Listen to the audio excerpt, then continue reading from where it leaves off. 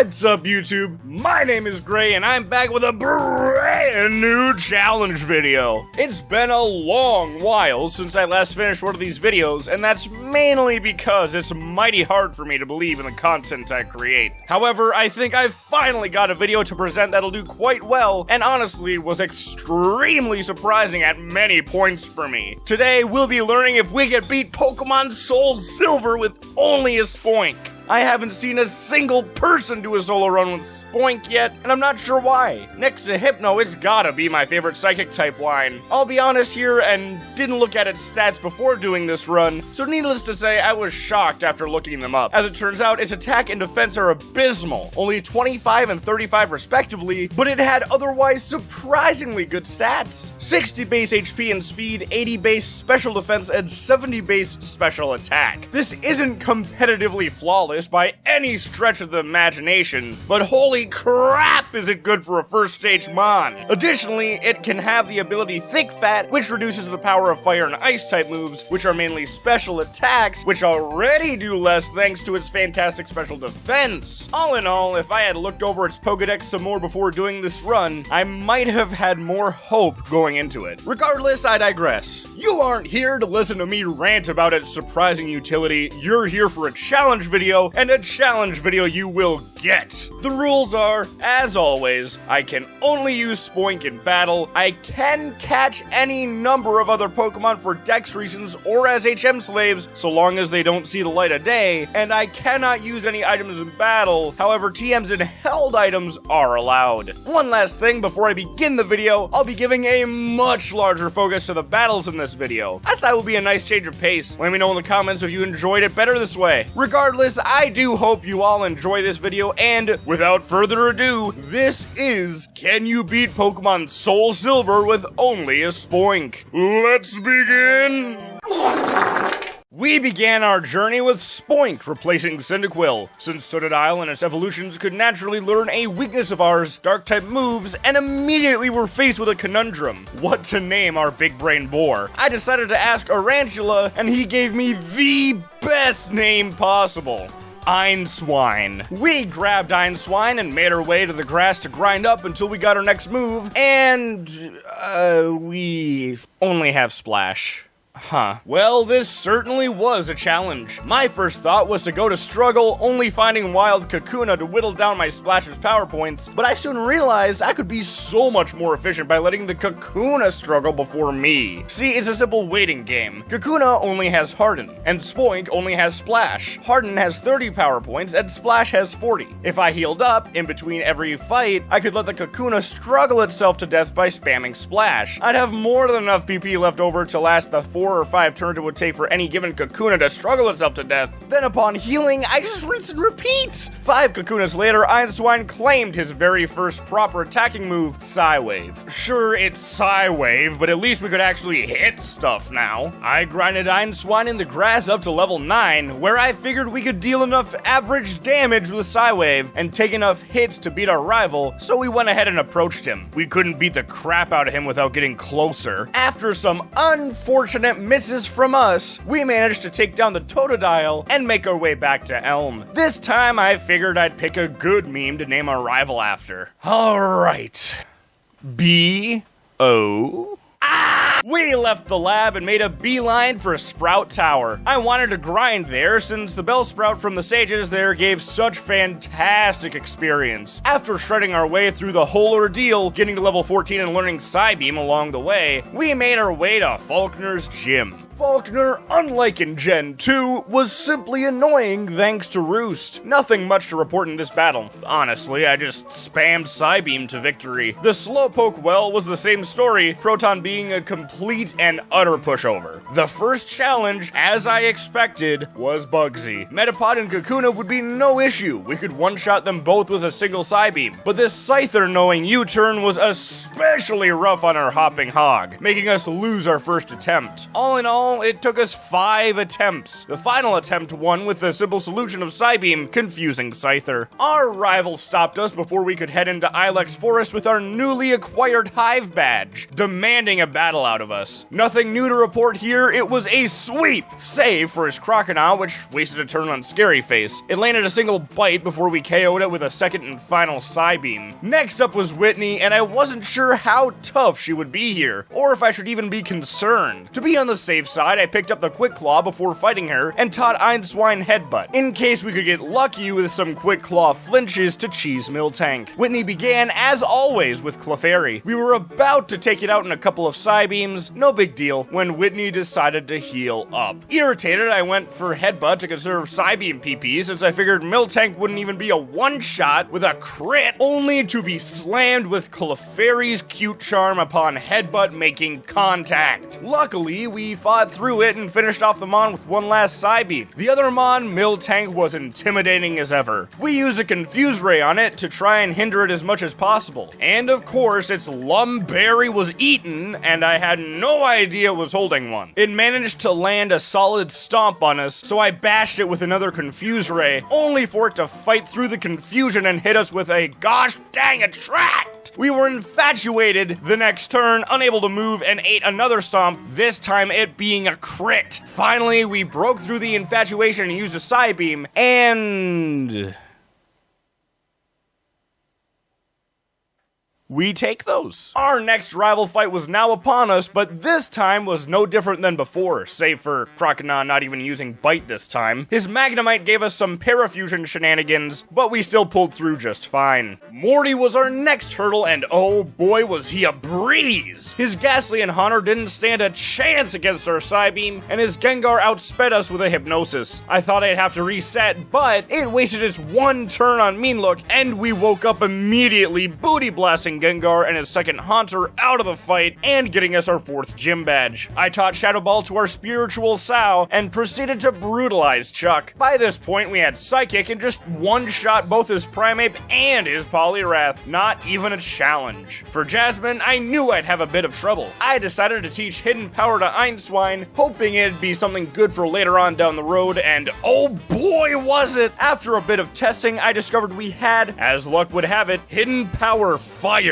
You can't make this stuff up. We lost against Jasmine the first time thanks to luck on her part and a sandstorm she whipped up, eroding our HP, but the second time we fought her Steelix, we two-shot it and claimed Jasmine's badge. Going over to the Team Rocket shenanigans, save for the final boss, is pointless. Psychic-type moves trounce everything they have, and I had enough coverage that I had a super effective move for each other Mon they had, save for normal types. After tenderizing their Tookuses, we went and fought Price, the penultimate Johto gym leader. His Seal went down in 2 power gems, his Piloswine in a single HP fire, and his Dugong went down hard with several more power gems. No matter how much Price healed it, he couldn't withstand the Sparklies forever. We flew to Goldenrod and proceeded to trounce the entirety of Team Rocket that was sanctioned there. Nothing worth running through save for the final boss fight and our rival fight. I forgot what we name our rival again. We proceeded to cut through our rival's team like a hot knife through butter, and then went to the top of the radio tower to fight Archer. I was concerned about his Houndour and Houndoom, even though my power gem was super effective on them. We surprisingly and barely missed the Oko on Houndoom, and it did a massive hunk of our HP as damage. However, Archer didn't heal, and we outsped Houndoom, so we were able to defeat the false Cerberus and officially disband Team Rocket. Finally, it was time to battle Claire. Our first attempt went poorly. Gyarados landed a crunch on us, Dragonair paralyzed us, and Kingdra finished us off with a Hydro Pump. We grinded up to level 58 and tried again, with much better results. Gyarados died while we were still in the green, Dragonair number 1 was a one-shot, Kingdra was taken down with 2 Psychics, only using a Smoke Screen in response, and despite getting hit by a Thunder Wave and barely missing the Oko on Dragonair, we managed to push through and blast it away, securing the final badge. We went to the Whirl Islands. I'm pretty sure we we witnessed a cult summoning and exploded Lugia before running into our rival in Victory Road right at the exit. Yet again, the same dang thing happened. We swept his team as Feraligatr got one hit in on Einswine. We dove right into the league without any hesitation. First up was Will, who, since we had Shadow Ball, was yet another complete pushover. We one-shot everything he had. Next up was Koga, who, again unsurprisingly, was swept with a bunch of Psychics and an HP Fire for his fortress. The third member was also a pushover. Bruno had only fighting types and things with low special defense, and, well, Psychic go brrr. The real challenges were Karen and Lance. Karen Zobrion just adored spamming double team, so we had to get lucky enough to push past it before it could get max evasion and spam feint attack. The other hurdle was Houndoom, who we'd need to one-shot. After we got a run against Karen that was lucky enough, we went to Lance, and I instantly knew we would need to grind. We just couldn't get past his 3 Dragonites. It was too much for Einswine to handle without excruciatingly insane crit luck. The best thing we could do was just to grind against the league, keep going through until we lost, rinse, repeat, and when we hit level 84, we were strong enough to finally beat Lance with a massive cavalcade of rock gems. And just like that, we were inducted into the Hall of Fame. But if there's one thing I learned, it's that these videos never end in Johto. We want to go all the way to Red and see if we can't defeat him, so let's head to Kanto. Every Kantonian gym leader was shockingly easy up until Blue, so please, enjoy this montage of a bitty Borbab beating the breath out of a bunch of beastly behemoths.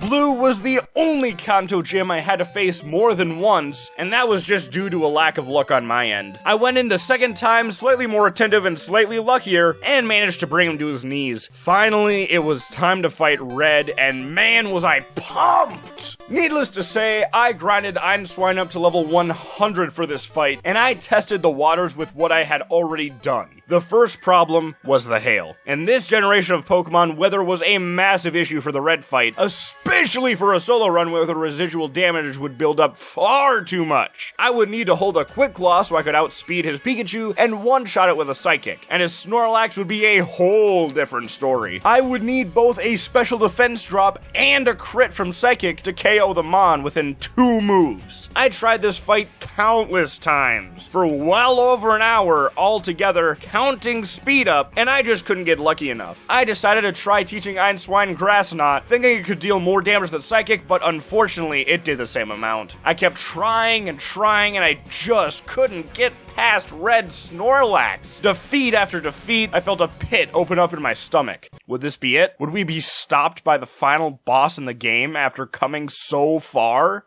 Not so fast. There is one last thing left to try. I'm ashamed to have to resort to this, but when the game leaves me no other option, it forces my hand. I opened up PK Hex. See, PK Hex is a save file editor for Pokemon games. We grinded up to level 100 already and got our optimal moveset minus Attract, a TM I sold and could only get back by either restarting or going to the Battle Frontier with only Spoink, which wasn't happening, so I decided to go to the dark side of Pokemon, making a Spoink with optimal stats. stats. Since Red's mons could outspeed me and eat a lot of hits, I had to set my speed EVs and my special attack EVs to max. I also had to set all my IVs to their highest possible value, and I taught it Attract. I also swapped its ability to Thick Fat since my Spoink had owned Tempo at this point. I didn't want to go through and reset for a Spoink, and to be fair, I had already gotten all the way to Red without an optimized Oinker, so I really didn't see a need to reset the run. This video is called Can You Beat SoulSilver with Just a Spoink? That implies under any possible circumstances. I consider this fair game, seeing as it doesn't have any moves it couldn't normally learn, and I kept it to the maximum natural EVs and IVs. The final change I made was swapping Einswine from male to female so Attract would work against Snorlax. When back in the game, I swapped Quick Claw out for Expert Belt just to boost our damage further. We went back to the fight with Red, and skipping over the failed fights, I'll jump to the final one. We outsped Pikachu and OHKO'd it with a Psychic. His Snorlax came out and I misclicked, choosing Rock Gem instead of Psychic. This turned out to be a blessing in disguise though, and worked in our favor, keeping Red from healing up Snorlax, allowing us to 2-hit KO the Chonker with 2 Psychics. His Lapras was surprisingly easy. We were able to one-shot it with a Grass Knot. His Blastoise got bonked by a Grass Knot, living in the red and hitting us with a Flash Cannon. The health I was brought to made me very nervous, as I need to one-shot the remainder of his Pokemon and outspeed them both. Red kept healing his Blastoise and I kept spamming Grass Knot until finally he ran out of full restores. Blastoise was down. Next he sent out Venusaur, who was luckily outsped and OHKO'd, but we were brought down to a minuscule 3 HP from the hail. We had to outspeed and one-shot here. His final mon was Charizard.